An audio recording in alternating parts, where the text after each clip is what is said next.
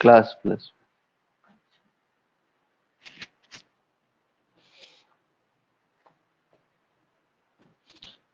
चले भैया आगे। चले भैया कि नहीं? यस सर, चलो सर चलो। ठीक है ना, तो हमने एस्टरिफिकेशन पढ़ा। अब वापस से रिवर्स रिएक्शन दिखा रहा हूं और वो दिखा रहा हूं ये।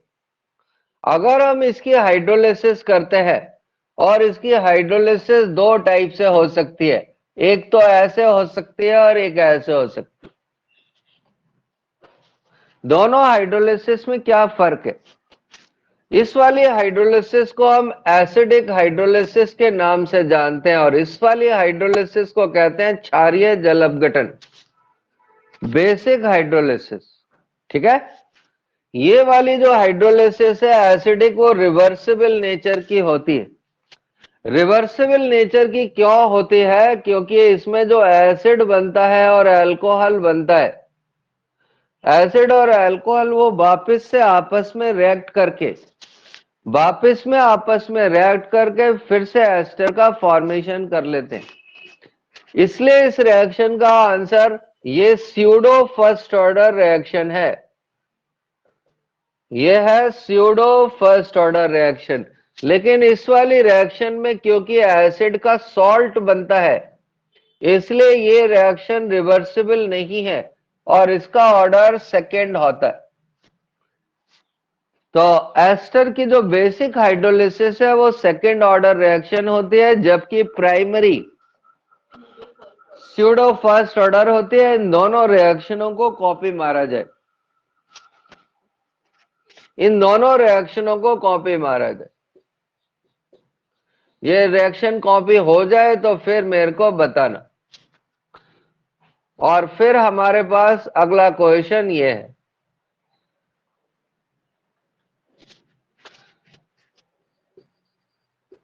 और हर्षित इसका आंसर बताने वाला है।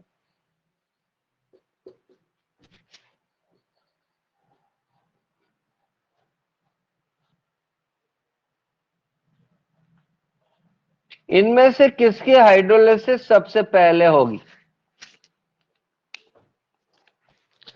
इनमें से किसकी हाइड्रोलिसिस सबसे पहले हो जाएगी?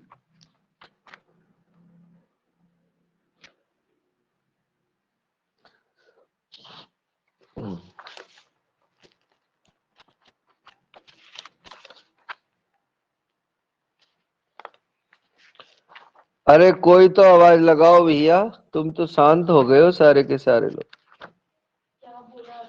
इनमें से किसकी हाइड्रोलिसिस सबसे पहले होगी? हाँ जी, थर्ड नंबर। है फर्स्ट, सेकंड, थर्ड, फोर्थ, किसकी? Third number. प्रदीप, प्रदीप चल एक तुक्का तू मार ले, आज देखी जाएगी। 4 नंबर की। है 4 नंबर की। हाँ। योगिता तू भी मार के आज देख ले एक तुक्का, क्या पता है, क्या पता अपनी लॉटरी लग जाए। है आप ही बता दो। नहीं नहीं कोई बात नहीं, तुक्का मारना भी आना चाहिए। ऐसा कोई पेपर बनता ही नहीं है जिसमें बच्चा तुक्का नहीं मारे।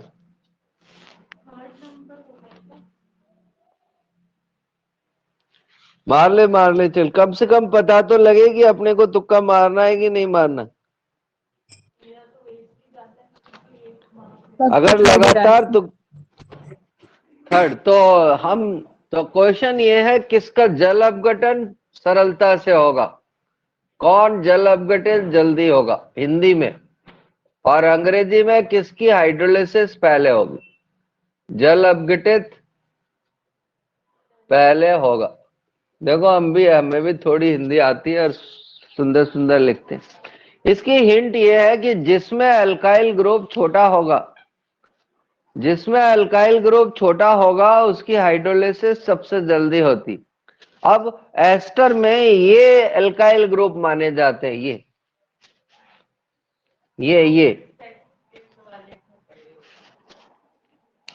तो बताओ अब किसकी हाइड्रोलिसिस सबसे जल्दी होगी? Second number.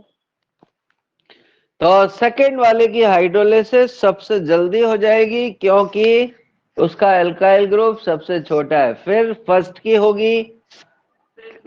क्लियर? आपसे इससे ज्यादा कभी पूछेगा ही नहीं, इतना तो आता नहीं है। इससे आगे पूछ भी लेगा तो तुम कौन से बता दोगे? तो भैया नोट कर लो और नीचे हिंट जरूर लिख लेना।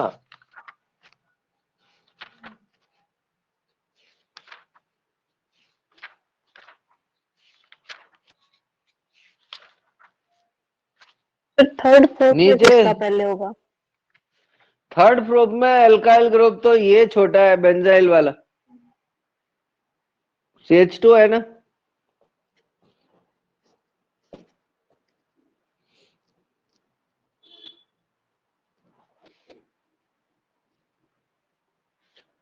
ये हो जाए तो भैया बता देना।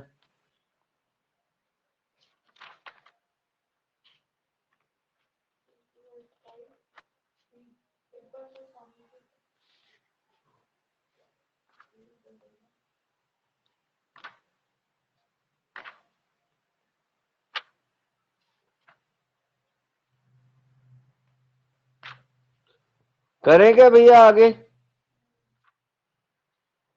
Yes sir. जी सर।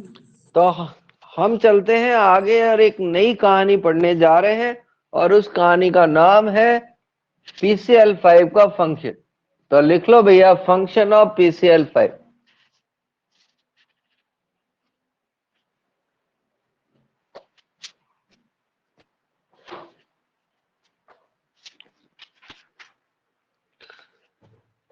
तो कहीं पे डाल लो फंक्शन ऑफ PCl5 और हिंदी में PCl5 का कार्य। कि ये PCl5 आखिर करता क्या है? PCl5 को ऑक्सीजन बहुत अच्छा लगता है। It always love oxygen.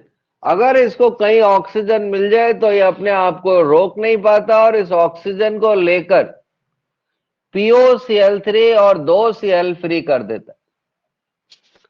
ये तो है बड़ा वाला फंक्शन, बड़ा। और छोटा फंक्शन ये है कि ये OH को हटाकर Cl लगा देता है। तो दोनों फंक्शन बता दिए कि बड़ा क्या और छोटा क्या। Cl लगाओ, ठीक है ना। अब ध्यान से देखना, ये सब भी PCl3, P+I2, P+Br2, HCl/ZnCl2, इन सब का भी यही काम है। क्या? हैलोजन लगाओ। अब जब हम सबको एक साथ पढ़ेंगे तो इनका फंक्शन हो जाएगा OH हटाओ, हैलोजन लगाओ। ठीक है, तो शुरू करें कहानी? करेंगे भैया? तो करते हैं शुरू। देखो, ये हमारा C2H5OH है और हमने इसकी रिएक्शन PCl5 से कराई। अगर हमारी सोच छोटी है, इत्तू सी है, तब तो हम क्या करेंगे? OH हटाकर Cl लगा देंगे। तो हमारा प्रोडक्ट बन जाएगा C2H5Cl plus POCl3 plus HCl। अगर प्रदीप हम इसकी रिएक्शन P+I2 से करते तो क्या होता? और या फिर P+Br2 से करते तो क्या होता? दोनों ही सर केस इसमें में आयरन अटैक हैलोजन हो लग, जाता। इसमें आयोडीन लग जाती है और इसमें भैया ब्रोमीन लग। क्लियर है? अब हम चलते हैं ईथर के पास। अगर हमने ईथर की रिएक्शन PCl5 से कराई होती तो क्या होता? It always love oxygen. ये ऑक्सीजन को बहुत ही ज्यादा प्यार करता है। ठीक है, तो क्या करेगा? ये बीच में से ऑक्सीजन को ले जाएगा। कौन? PCl3। और दोनों को क्या पकड़ा जाएगा? दोनों को क्लोरीन पकड़ा जाएगा। तो एक क्लोरीन इधर वाले से जुड़ जाएगी और एक क्लोरीन इधर वाले से जुड़ जाएगी। जो भी हो हम जोड़ देंगे, हमें कोई फर्क नहीं पड़ता। अगर ये डिफरेंट हुए तो भी कोई फर्क नहीं पड़ता। क्लियर है? देखो भैया, किसी को इस बात में डाउट है तो बता दो। आगे बढ़े। हमने इसकी रिएक्शन एल्डिहाइड से कराई PCl5 की, तो बताओ भैया क्या होगा?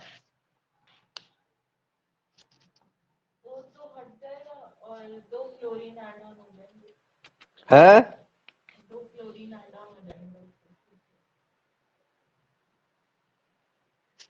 तो ये एक ही क्लोराइड। जाएगा और दोनों ऑक्सीजन को ले जाकर 2Cl लगा देगा। क्लियर? तो हमारा प्रोडक्ट बन जाएगा Cl, Cl और H। क्लियर? ठीक है। अब हमने इसकी रिएक्शन कीटोन से करा दी, तो कराओ भैया सारे लोग, अपनी अपनी कॉपी खोलो और कॉपी में कीटोन की रिएक्शन कराओ। तो अगर हम ये रिएक्शन कीटोन से कराते हैं तो बताओ भैया क्या होगा?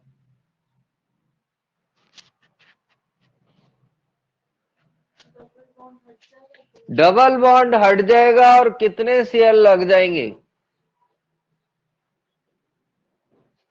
2Cl लग जाए। अब अगर हमने ये रिएक्शन इसकी एसिड से कराई तो क्या होगा?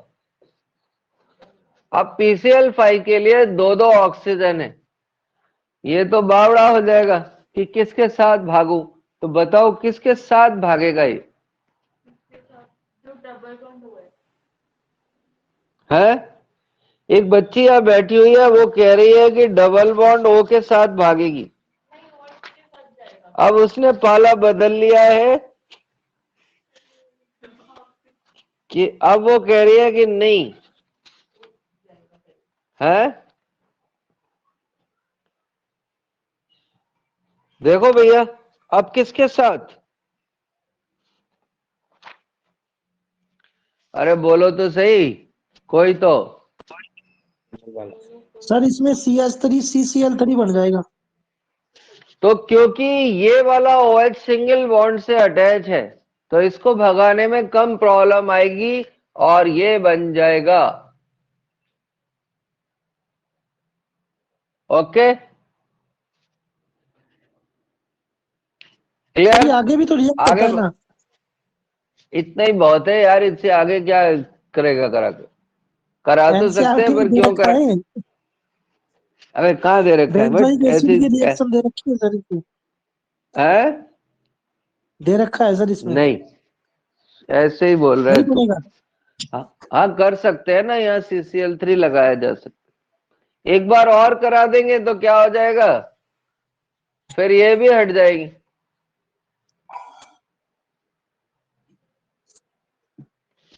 ठीक है, अब तो खुश, हैप्पी। अपन आगे चलते हैं। ये अपना फिनॉल है और फिनॉल की रिएक्शन PCl5 के साथ करा दी। कोई बता सकता है कि इसमें क्या होने वाला है? सर ये लास्ट में तो ट्राइफेनिल फॉस्फेट बनेगा। अच्छा, ये तो तूने बहुत सही बताया, आज तो यार पतंग उतर गई तेरी।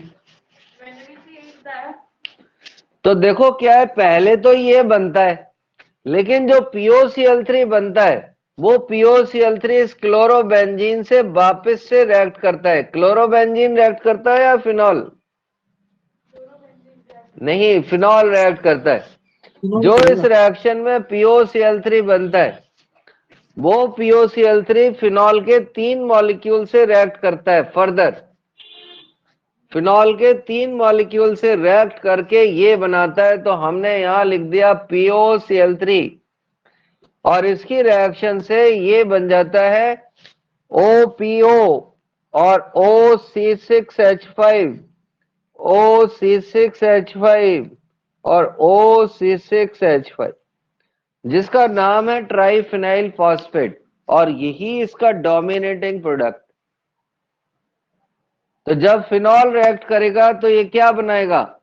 Triphenyl phosphate is a dominating product. Triphenyl phosphate इस अभिक्रिया का डोमिनेटिंग को हिंदी में क्या कहेंगे प्रदीप? अंतिम उत्पाद। है अंतिम उत्पाद। कौन सा? अंतिम अच्छा, उत्पाद।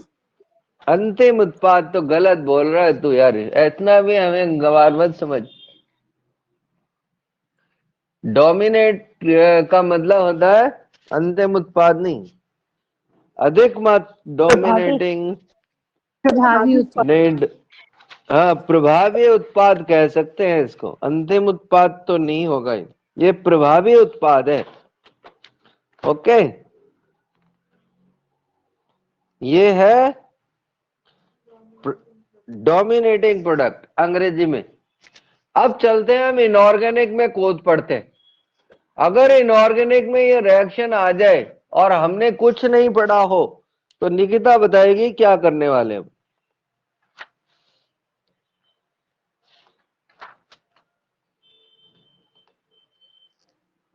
है? ऑक्सीजन ऑक्सीजन हटा दो हाँ, फिर। हाँ सही है, ऑक्सीजन हट जाएगा और DCl बन जाएगा, सही है।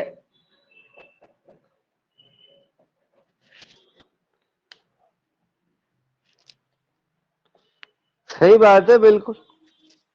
हम आगे चलते हैं और देखते हैं एक अगली रिएक्शन, और अगली रिएक्शन है H2SO4 की। अगर हम इसकी रिएक्शन PCl5 की इस H2SO4 से करा दें तो क्या होगा?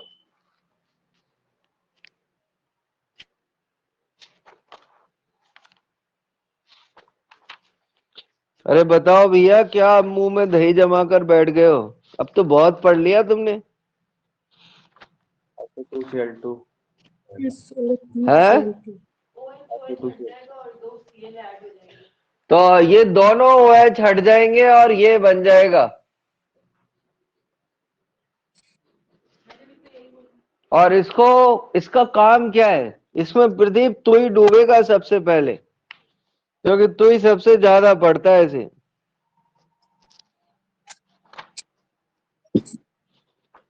है? थायोनिल क्लोराइड डार्जन रिएक्शन में काम आता है। बिल्कुल, देख हमने कहा था ना तू ही डूबेगा। बताइयो अब, ये कौन सा है इसमें से डार्जन थायोनिल क्लोराइड? SOCl2। SOCl2। और देख उसमें एक ओ कहाँ गया? SO2Cl2। है ना? ये डार्जन है तो डार्जन तो बना नहीं, तो ये SOCl2 क्या करता है? क्या करता है अर्चित? ये करता है एसिड के बगल वाले कार्बन पर हेलोजन जोड़ता है। नहीं, पर ऐसा थोड़ी है कि सारे बच्चे गंवारी हैं कि पढ़ाने के बाद ही पूछे। क्या है कि एक बार डूब जाते हैं ना तो जल्दी सीख जाते।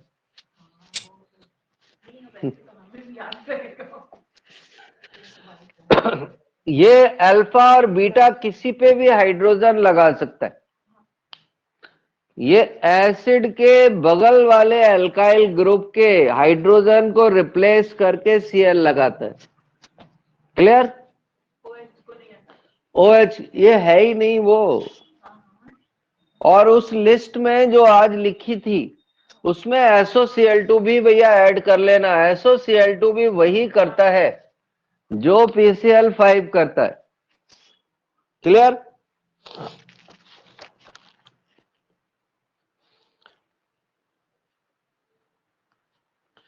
क्लियर है भैया?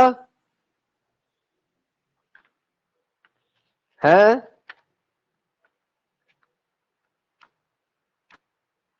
और इसका प्रोडक्ट तो बता दो। बिल्कुल बताएंगे, क्यों नहीं बताएंगे भैया। CH3 CH2 Cl COH, या फिर CH2 Cl COH। HZ में भी यही बनता है ना, सबसे अलग है। अब ध्यान से देखना, Cl2 और P की रिएक्शन कराई तो क्या होगा? इसको देखते ही दिमाग की घंटी बज जानी चाहिए कि ये HBZ रिएक्शन है। पर हर्षित HBZ में क्या होता है? HBZ में स्पेसिफिकली सिर्फ अल्फा हाइड्रोजन ही जाएगा, यस सर। सिर्फ अल्फा हाइड्रोजन ही जाएगा। ओके,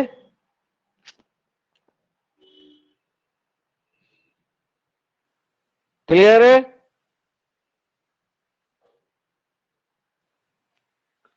तो इस वाली रिएक्शन का नाम लिख लेना, इंपॉर्टेंट रिएक्शन है। सिर्फ अल्फा ही जाएगा, बीटा कभी नहीं जाएगा। क्लोरीन और रेड फास्फोरस को देखकर हमको ये बात पता लग जानी चाहिए।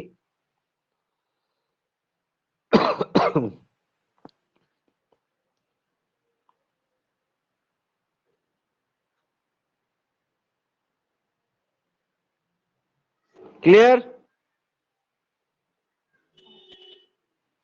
आगे बढ़े बेटा, बढ़े भैया कि नहीं बढ़े? है? ओके, तो हमने एक HBZ रिएक्शन पढ़ी है, तो भैया इसको याद रख लेना। क्लियर? तो हम यहीं पे क्या करते हैं, वो थायोनिल का किस्सा भी खत्म कर देते हैं। बाद में फिर कौन पढ़ेगा, दोबारा पढ़ाना पड़ेगा। इस रिएक्शन को हम डार्जन रिएक्शन के नाम से जानते। अब इसका काम क्या है? इसका काम है बिल्कुल PCl5 के जैसा। इसका काम है PCl5 के जैसा। क्लियर? कोई देखो डाउट है क्या किसी को? आगे बढ़े। इसमें एक इंपॉर्टेंट बात यह है कि लिखो, ये कॉम्पिटिटिव वालों के काम आ सकती है कि इसके साथ जो रिएक्शन होती है, नहीं रुको, SOCl2 जब रिएक्ट करता है तो रिटेंशन ऑफ कॉन्फ़िगरेशन बनाए रखता है। SOCl2 जब का प्रोडक्ट में वही कॉन्फ़िगरेशन होगा जो रिएक्टेंट में है। ये इंपॉर्टेंट बात है, नोट कर लो इसको, वो हम समझाते हैं। SOCl2 के प्रोडक्ट का कॉन्फ़िगरेशन वही होगा, SOCl2 के प्रोडक्ट का कॉन्फ़िगरेशन वही होगा जो, ठीक है ना, जो उसके रिएक्टेंट का है। और ऐसी रिएक्शनों को हम कहते हैं SNI रिएक्शन। SNI reaction. तो पहले तो हम एक सिंपल प्रॉब्लम करेंगे और फिर बाद में देखेंगे इसकी आगे की कहानी। अगर हम C2H5OH की रिएक्शन इस SOCl2 के साथ में कराते हैं तो सब जानते हैं कि इसमें OH हट जाएगा और Cl लग जाएगा, और ये दो प्रोडक्ट गैसियस नेचर के बनेंगे। गैसियस नेचर के प्रोडक्ट बनने की वजह से ये प्रोडक्ट उड़ जाएंगे। तो जो प्रोडक्ट बनेगा वो कैसा होगा? Pure product. कैसा होगा? प्योर। और इस रिएक्शन को पिरिडीन के प्रेजेंस में कराया जाता है। यहां पे पिरिडीन का काम होता है, क्या काम होता है भैया? है? तो टू को एब्जॉर्व करता है। ये उस जो HCl निकलता है उसको एब्जॉर्ब कर लेता है। ठीक है?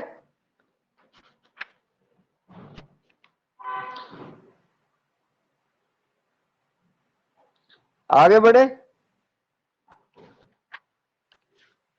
बढ़े क्या भैया? अब ध्यान से देखना वो आई वाला फंडा, कि हमारे पास एक कंपाउंड है और उसमें ये OH लगा हुआ है। और पीछे भी कोई ग्रुप लगा हुआ है। हमने इसकी रिएक्शन SOCl2 से कराई। SOCl2 को देखकर हमको पता लग गया कि ये OH को हटाकर Cl लगा देगा। तो हमने क्या किया, दो प्रोडक्ट बना लिए और एक प्रोडक्ट में क्या किया हमने,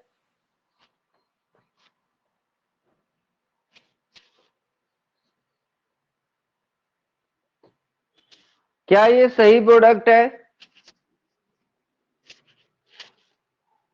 क्या ये सही प्रोडक्ट है? नहीं सर। नहीं सर। ये गलत प्रोडक्ट है क्योंकि इसमें रिटेंशन ऑफ कॉन्फ़िगरेशन रहता है। तो ये प्रोडक्ट गलत हो जाएगा और इसका सही प्रोडक्ट यही बनेगा कि जहां पर OH था और जैसी लाइन पे था वहीं पर जाकर जुड़ जाएगा। तो ये रिटेंशन ऑफ कॉन्फ़िगरेशन को मेंटेन करता है, रिटेंशन ऑफ कॉन्फ़िगरेशन को मेंटेन करता है। क्लियर है भैया इतनी कहानी? आगे बढ़े क्या?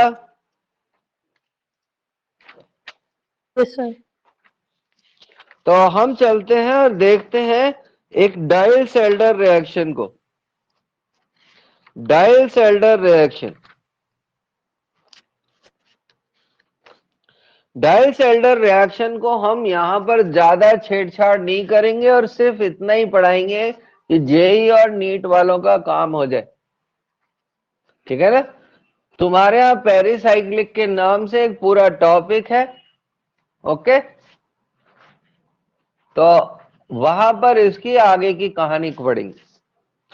तो अगली रिएक्शन का नाम है डाइल्स-एल्डर रिएक्शन। तो निकिता बताएगी डाइल्स-एल्डर रिएक्शन में आखिर होता क्या है? डाइइन और एल्किन रिएक्ट करके साइक्लिक प्रोडक्ट देंगे। गुड।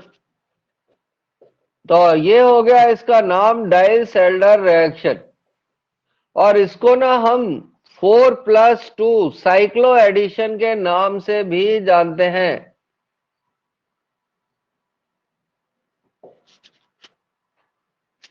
हिंदी में लिखें तो यह हो जाएगा चक्रीय योग। 4+2 से मतलब यह है कि एक कंपाउंड में 4 कार्बन होंगी और दूसरे कंपाउंड में 2 कार्बन होंगे। ठीक है ना? तो हम इसको साइक्लो एडिशन के नाम से भी जानते हैं और इसको हम पेरिसाइक्लिक रिएक्शन भी कहते हैं। पेरिसाइक्लिक इसलिए कहते हैं कि साइमल्टेनियसली इसके बॉन्ड टूटेंगे और साइमल्टेनियसली नए बॉन्ड बन जाएंगे। ठीक है ना? और ये सब हीट करने पर होगा। तो ध्यान से देखना, इसका सबसे इजीएस्ट एग्जाम्पल ये है हमारा 1,3-ब्यूटाडाइन। 1,3-ब्यूटाडाइन, इसमें किसी रिजेंट की जरूरत नहीं पड़ती और ये है हमारी एल्कीन। हमने इन दोनों को मिलाकर हीट कर दिया। ठीक है? हीट करने से क्या होगा, साइमल्टेनियसली ये वाला और ये वाला पाई बॉन्ड टूट जाएगा और जब ये पाई बॉन्ड टूट जाएगा तो साइमल्टेनियसली एक पाई बॉन्ड अंदर बन जाएगा और इसकी वैलेंसी इधर फ्री हो जाएगी इस वाले की और इसकी वैलेंसी इधर फ्री हो जाएगी। दूसरी तरफ ये बॉन्ड भी ब्रेक हो जाएगा और ये आपस में जुड़ जाएंगे और साइक्लोहेक्सीन का फॉर्मेशन हो गया। इसलिए हम इसको साइक्लो एडिशन कहते हैं। और जो भैया इसमें से डिनोफाइल कौन सा है? एल्किन। तो इसको हम डाइनोफाइल कहते हैं। डाइनोफाइल, इसकी भैया हिंदी नहीं आती और इसको कहते हैं डाइईन। तो एक बार ये क्वेश्चन कहीं एग्जाम में पूछा हुआ है कि डिनोफाइल कौन होता है। तो डिनोफाइल एल्कीन को कहते हैं या 2 कार्बन वाले कंपाउंड को कहते हैं। बढ़े आगे, नई प्रॉब्लम पढ़े क्या? Yes sir. दूसरी बात नोट लिख लो, डोनर ग्रुप की प्रेजेंस में, डोनर ग्रुप की प्रेजेंस में डाइईन की रिएक्टिविटी इंक्रीज हो जाती, रिएक्टिविटी इंक्रीज कर जाती है। मतलब अगर हमें इसकी रिएक्टिविटी बढ़ानी है इसकी, तो हम इसमें, ठीक है ना, हम इसमें क्या करेंगे? डोनर ग्रुप लगा दें। क्लियर? हम आगे चलेंगे और नेक्स्ट एग्जाम्पल पढ़ेंगे। देखो ये सिर्फ इतना सा चेंज किया है देखो, और ये कौन सा एसिड है कोई बता सकता है क्या? एक बच्ची हाँ भरी, एक बच्ची ने, है ग्लूटेनिक एसिड। ओ तू क्या हो गया, तूने सारी पतंग काट दी प्रदीप, है? तू ससुराल हो गया है लग रहा है पूरा मस्त। ससुराल वालों ने ज्यादा खातिर वातिर कर दी तेरी। ये न, ये मैलिक भी नहीं है, ये है मैलिक, ये है मैलिक एसिड। क्लियर? हम यहां डूबते हैं, बच्चे क्या है हार्ड हार्ड पढ़ते हैं और डूबते हैं नाम में। तो देखो मैलिक एसिड का प्रोडक्ट आपके सामने है। क्या क्या है? सही तो है, ये गलत, सही करो। जो कोई ऐसी गलती से हमारे नोट्स ले जाए फर्जी, तो फेल तो हो गई हो। हमारे नोट्स वैसे ही समझ नहीं आते लोगों के। ओके, तो मैलिक एसिड सिस आइसोमर है, लेकिन भैया ये प्रोडक्ट बन जाए तो बता देना।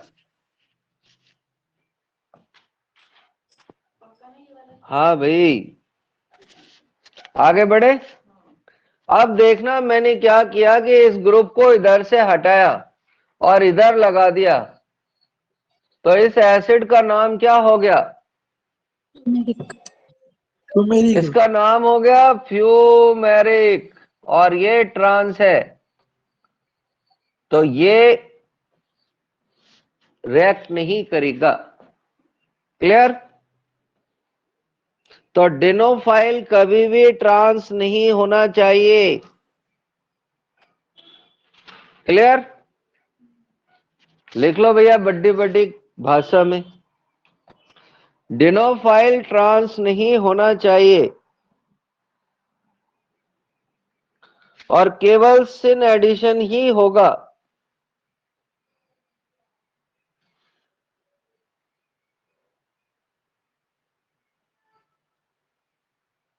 आगे बढ़े भैया।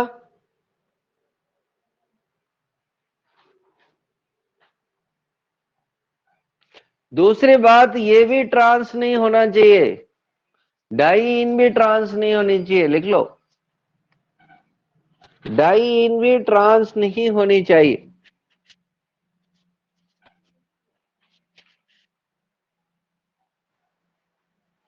तो हम चलते हैं और देखते हैं कुछ और रिएक्शनें। ये हमने इसकी रिएक्शन करा दी और इसकी रिएक्शन कराई इस कंपाउंड से। तो प्रदीप इस रिएक्टेंट का नाम बताएगा क्या?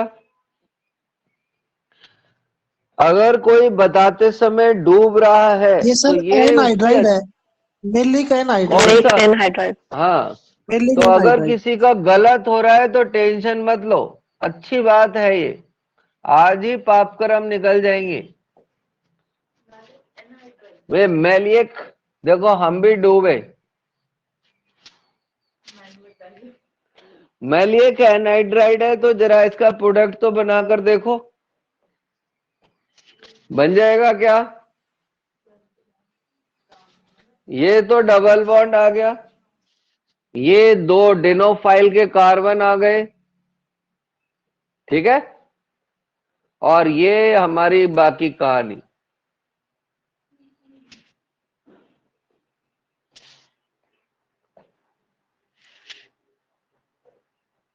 क्लियर?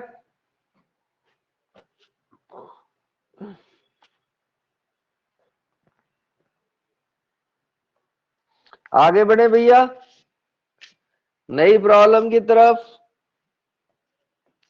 Yes sir. ओके, तो हमारी अगली प्रॉब्लम में हमें लगता है कि तुम्हारे एग्जाम में जो हम प्रॉब्लम अब लिखने वाले हैं, भैया नीट वालों का मामला खत्म हो गया, इससे ज्यादा उनका कोई लेना देना नहीं है। जेई वालों का भी खत्म ही। हाँ, ज्ञान बढ़ाओ प्रोग्राम में लिख लो।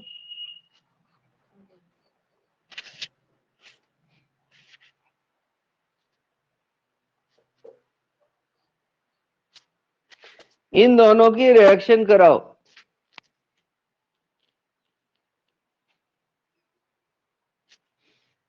और देखो प्रोडक्ट बन पा रहा है कि नहीं। पेज कंपाउंड बनेगा। कॉपी पे बना लो, बना तो सकते हो तुम, ऐसा नहीं है कि तुम बना नहीं सकते।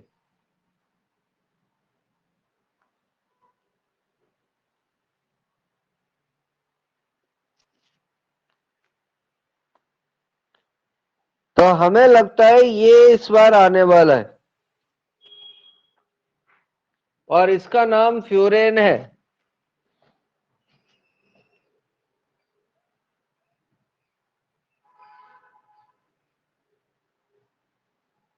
ओके, तो जब हम इसकी रिएक्शन करते हैं तो अब हम प्रोडक्ट बना रहे हैं, चेक कर लेना आपने सही बनाया या गलत।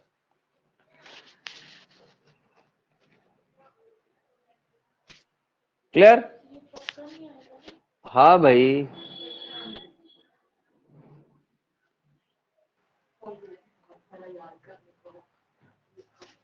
देखो समझ आ रही है मामला?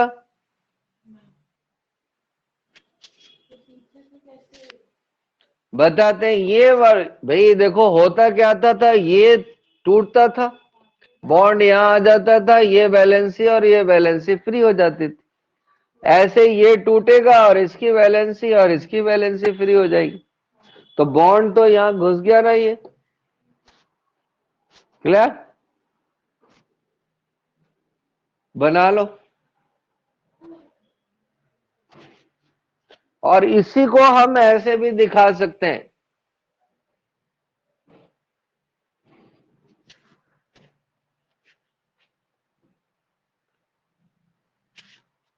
ऐसे पढ़े तो नेट,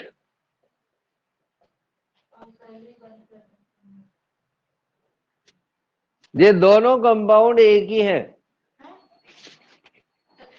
हाँ भाई सच में, झूठ क्यों बोलेंगे तेरे? ओके,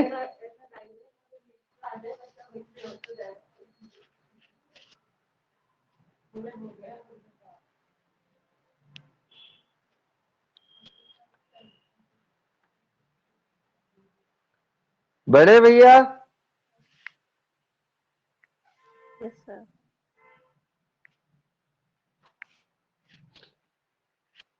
तो हम इसको हटा रहे हैं और नेक्स्ट एग्जाम्पल लिख रहे हैं। नेक्स्ट एग्जाम्पल ये है,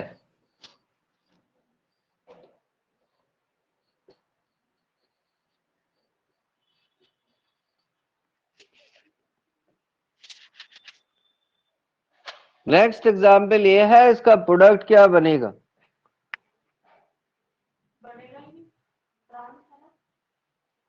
है तो इसमें कोई रिएक्शन पॉसिबल नहीं है क्योंकि ये ट्रांस है। हाँ, पेज पे सिंगल बॉन्ड है तो रोटेशन करा के सिस क्यों नहीं किया इसको? इसको है तो हाँ, सिस तो बनी जाए, सिस तो बना ही लेगा ना प्रोडक्ट, सिस के तो हम बना ही रहे हैं भाई। वो हमको ऐसे दे दे कि क्या प्रोडक्ट बनेगा, तो नहीं बनेगा। वो हमको अलग अलग मतलब करके नहीं देगा बना, ना चार्ज है। मतलब यहाँ नहीं बनाना है। हाँ यहाँ नहीं, अगर हम चॉइस देखेंगे एक्चुअल में क्या है, ये बड़ी प्रॉब्लम ना चॉइस के ऊपर डिपेंड करती है। अब उसने ये दे रखा है और प्रोडक्ट बना रखा है तो बनाना ही पड़ेगा। इसको हीट करेंगे तो पहले ये ट्रांसिस में बदलेगा और फिर रिएक्ट करेगा। ओके, पर ऑब्जेक्टिव में हम ऐसे नहीं दिखा सकते ना। अगर सब्जेक्टिव पेपर हो तब तो हम दिखा सकते हैं, नहीं मतलब अगर ठीक है ना। ऑब्जेक्टिव में सिस वाला प्रोडक्ट बना रखा हो तो ये नहीं बनाएगा, अगर ऐसा नहीं देगा ना वो तुम्हें, ऐसा नहीं दे सकता।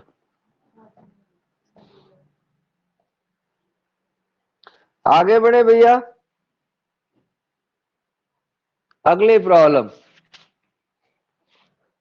हरे कृष्णा हरे कृष्णा हरे कृष्णा।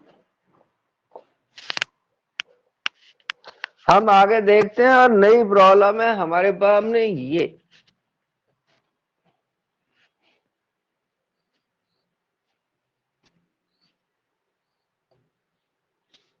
और इसकी रिएक्शन हमने करा दी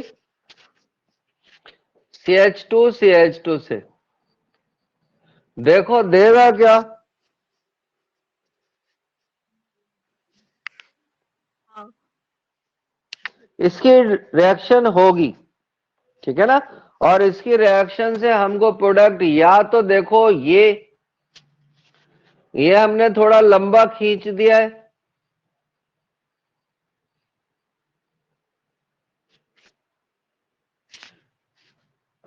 या फिर इसी को हम ऐसे भी लिख सकते हैं।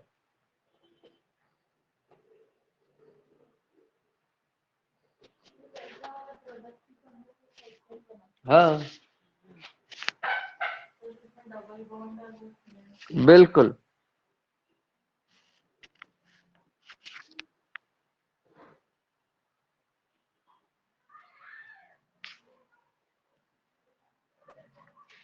आगे बढ़े।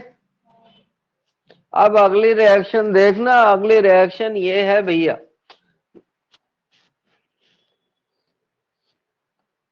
ये H और ये G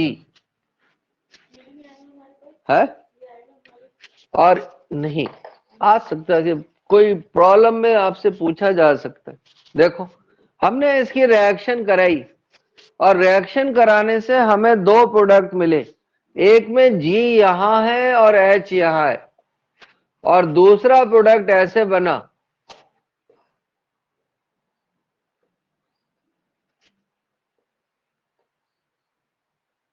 H यहां है और G यहां है। जब G डबल बॉन्ड से दूर होता है तो हम इसको एक्सो प्रोडक्ट कहते हैं, और जब G डबल बॉन्ड को अप्रोच करता है तो हम इसको एंडो प्रोडक्ट कहते हैं। अब निकिता बता सकती है कि कौन सा प्रोडक्ट ज्यादा बनेगा, एक्सो वाला।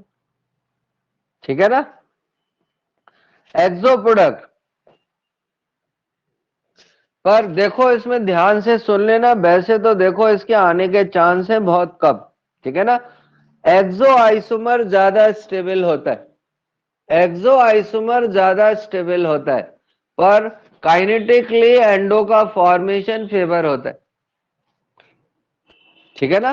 कहीं पे लिख लो भैया, exo isomer are more stable but endo compound formation are kinetically favored, but endo product are kinetically favored।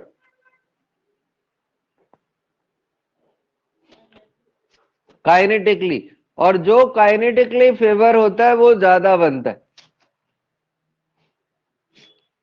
पहले तो ये कॉपी कर लेना।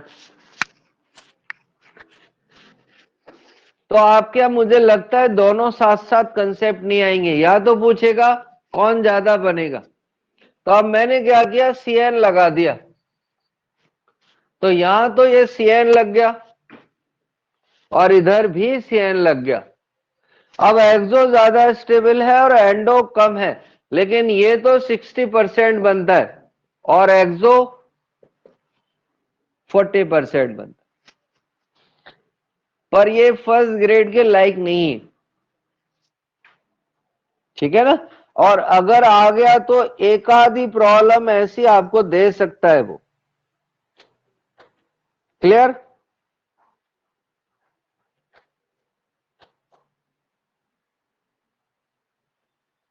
यहां पर एक क्वेश्चन है जो आप देख लो, इसको हटा दूं, इसको हटा दूं क्या भैया? है? जी सर। ओके।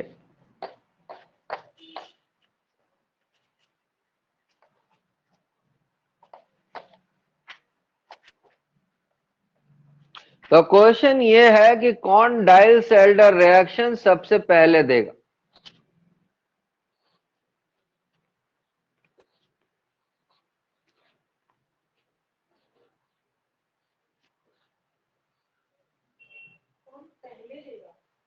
यस। सर दिख नहीं रहा। ओके, अभी दिखता है। लाइट हो गया बहुत। ये तो सल्फर है, ये अब दिख रहा है। इन तीनों में से सबसे पहले डाइल सेल्डर रिएक्शन कौन देगा? एक पायरॉल है, एक थायोफीन है और एक बेंजीन है।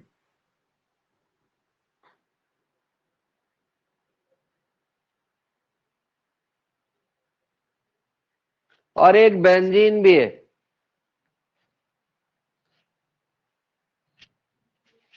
तो इन सारे कंपाउंडों में से जो फ्यूरेन है वो लीस्ट एरोमेटिक कंपाउंड है। फ्यूरेन इनमें से लीस्ट एरोमेटिक कंपाउंड है, इसलिए फ्यूरेन सबसे पहले डाइल सेल्डर रिएक्शन देता है और अपना एरोमेटिक करेक्टर लूज कर देता है। बाकी ये तीनों ही डाइल सेल्डर रिएक्शन नहीं देते हैं हीट करने पर, ठीक है ना। तो ये क्वेश्चन आपके यहां लगता है ऐसा कोई आ सकता है, ऐसा नहीं आएगा तो फिर यही चॉइस के साथ आएगा।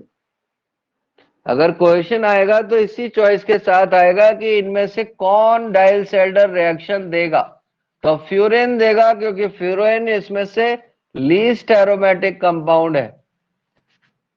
क्लियर? नोट कर डालो, बस यही आपके डाइल सेल्डर की लिमिट आ गई। एक प्रॉब्लम और है, वो और देख लो बस, तो डाइल सेल्डर खत्म। अगली प्रॉब्लम ये है भैया कि हमने एक साइक्लिक कंपाउंड बना लिया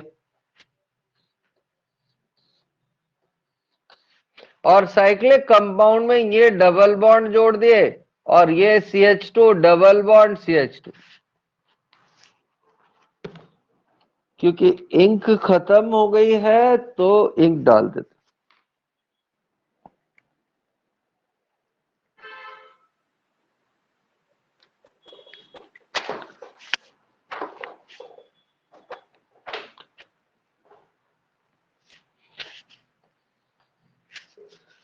इसको हटा दिया और इसकी जगह एक नई प्रॉब्लम इंसर्ट कर दी। अब हमें देखना है इन दोनों में से कौन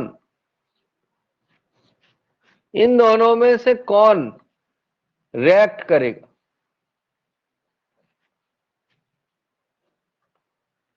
इन दोनों में से कौन डाइल सेल्डर रिएक्शन देगा।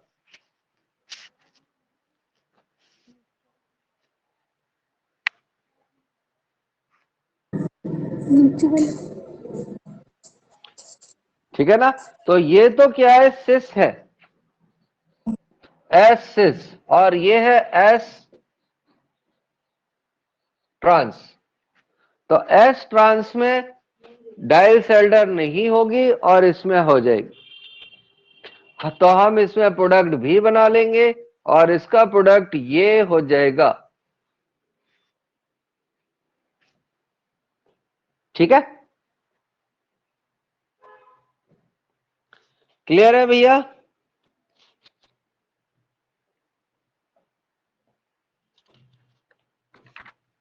देखो किसी को डाउट है तो बता दे।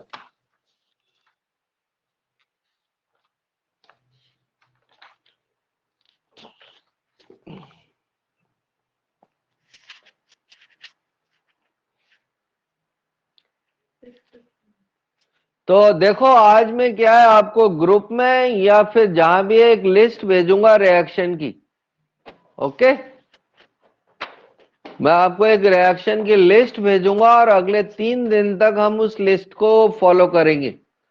आपको बताना है इस लिस्ट में से हमने क्या नहीं कराया है और उसके बाद ऑर्गेनिक शुरू करेंगे। शुरू नहीं, वो चैप्टर वाइज पढ़ा देंगे थोड़ा। ठीक है, सर तो हाँ बोल। एक चीज एक्सप्लेन कर दो, फ्यूरिन, बोल। थायोफिन और पायरोल की बेसिक नेचर। थायोइन और उसके बेसिक नेचर में लीस्ट बेसिक तो वो होगा, कौन? लीस्ट बेसिक होगा पायरोल। क्लियर? और उसके बाद है सबसे ज्यादा थायोफिन होना चाहिए, सबसे ज्यादा थायोफिन। तो सर ठीक है ना? थायोफिन, हम इसको ना कल और एक कल इस तरह इस क्वेश्चन का आंसर देते हैं। ठीक है ना? एक बार अब हम वापस से देखेंगे क्योंकि ये जो बात बुक से पढ़ी गई है ये हमें भी थोड़ी सी अटपटी सी लग रही है ना? हाँ तो सर कल कुछ हम गड़बड़ थी उसको उसमें। हाँ चेक करके हम वापस से आपको बता दें। ठीक है, तो हम आपको आज एक लिस्ट भेज देंगे 125 रिएक्शंस की और आपको सिर्फ बताना है कि 125 में से हमने क्या नहीं पढ़ा। क्लियर? क्लियर है भैया? जी सर। तो हमें लगता है हमने करीब 100 एक पढ़ लिए, 100 के आसपास। तो 10-15 रह गई होंगी तो उनको कल ही सल्टा देंगे। ठीक है ना? ओके।